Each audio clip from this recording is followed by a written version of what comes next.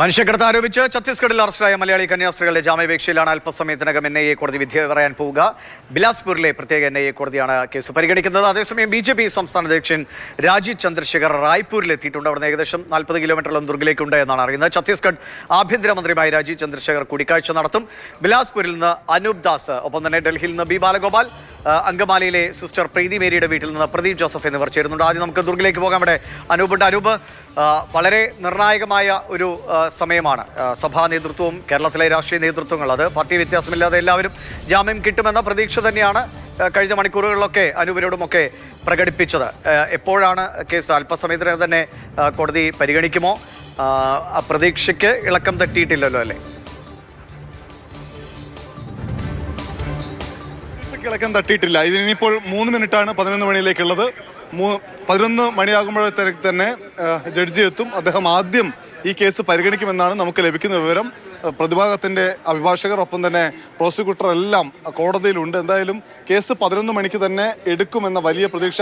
11 മണിയിൽ നമ്മൾ സമയം പറയുമ്പോഴും ഈ ദിവസം എപ്പോൾ വേണമെങ്കിലും എടുക്കാം എന്നുള്ളതാണ് നില.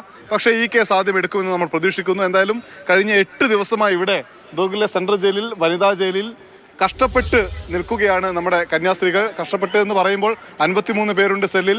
അവിടെ ജയിലാണല്ലോ, അതിൻ്റെ പ്രയാസങ്ങൾ നമുക്കറിയാമല്ലോ.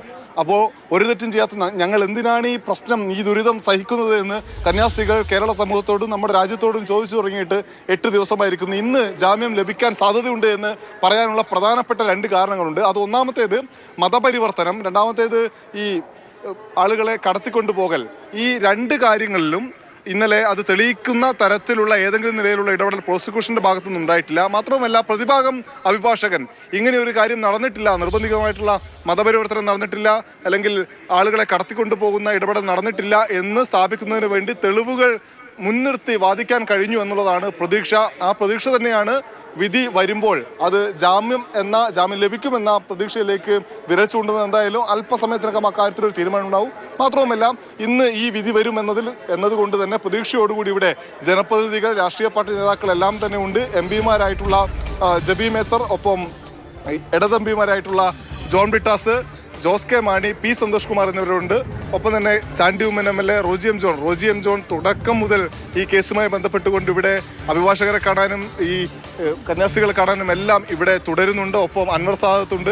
ഇങ്ങനെ പ്രധാനപ്പെട്ട നേതാക്കളും പ്രവർത്തകരും എല്ലാം ഇവിടെയുണ്ട്. ഒപ്പം കോൺഗ്രസിൻ്റെ ഇവിടെയുള്ള നേതാക്കൾ സജീവമായി അവർ ബിലാസ്പൂർ കോടതിക്ക് സമീപത്തുണ്ട്. ഇവിടെയുള്ള കോൺഗ്രസ്സുകാരായിട്ടുള്ള ചില അഭിഭാഷകരും ഈ കേസ് കേൾക്കുന്നതിന് വേണ്ടി അവിടെ എത്തിയിട്ടുണ്ട്. എന്തായാലും ഏറ്റവും പ്രതീക്ഷയോടുകൂടി ഈ 9ാമത്തെ പകൽ, അവർ ജയിലിൽ കിടന്നതിന് ശേഷമുള്ള 9ാമത്തെ പകൽ കാത്തു നിൽക്കുകയാണ് കന്യാസ്ത്രീകൾക്ക് വേണ്ടി ആഗ്രഹിക്കുന്ന, അല്ലെങ്കിൽ അവർ മോചിതരാകണം എന്ന് ആഗ്രഹിക്കുന്ന ആളുകളല്ല. ശരി അനൂപ്, ഞാൻ തിരികെ വരാം. ഇപ്പോൾ മിനിറ്റുകൾ മാത്രമാണ്, അല്ലെങ്കിൽ സെക്കൻഡുകൾ മാത്രമാണ് 11 മണിക്കുള്ളത്.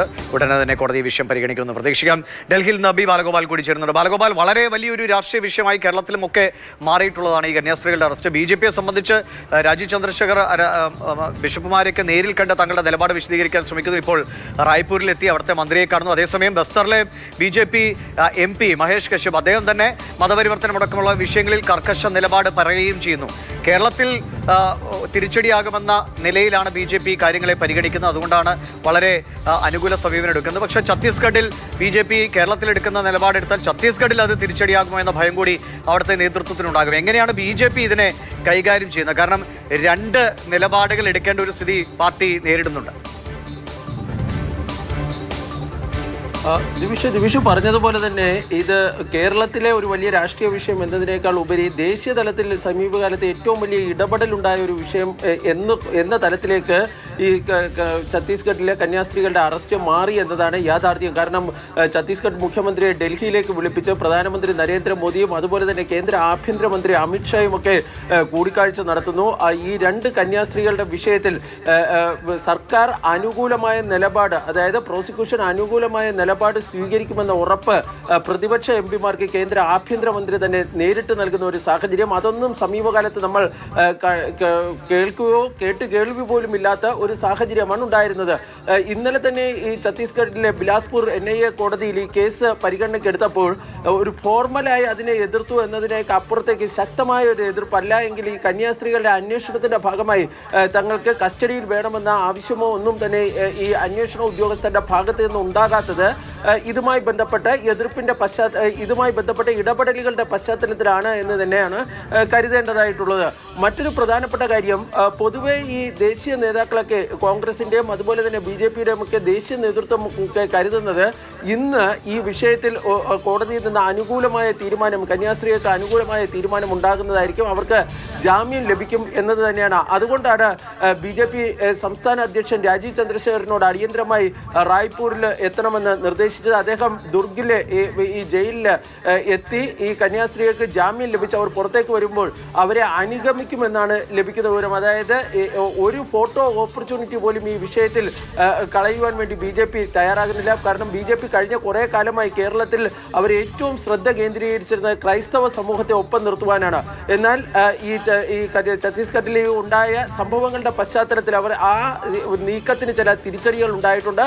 ആ തിരിച്ചടി എങ്ങനെ മറികടക്കാം എന്നതിൻ്റെ ഭാഗമായിട്ടാണ് ഇപ്പോൾ ഈ BJP സംസ്ഥാന അധ്യക്ഷനെ തന്നെ ഛത്തീസ്ഗഡിലേക്ക് അയക്കുന്നത്. നേരത്തെ സംസ്ഥാന ജനറൽ സെക്രട്ടറിയും അതുപോലെ തന്നെ സംസ്ഥാന സെക്രട്ടറിയും ഒക്കെ ആയിരുന്നു അയച്ചിരുന്നെങ്കിൽ സംസ്ഥാന പ്രസിഡന്റിനോട് തന്നെ അവിടെ പോയി ഈ കന്യാസ്ത്രീകൾക്കൊപ്പം നിൽക്കണമെന്ന ഒരു നിർദ്ദേശം ഇപ്പോൾ BJP നൽകിയിരിക്കുന്നത്.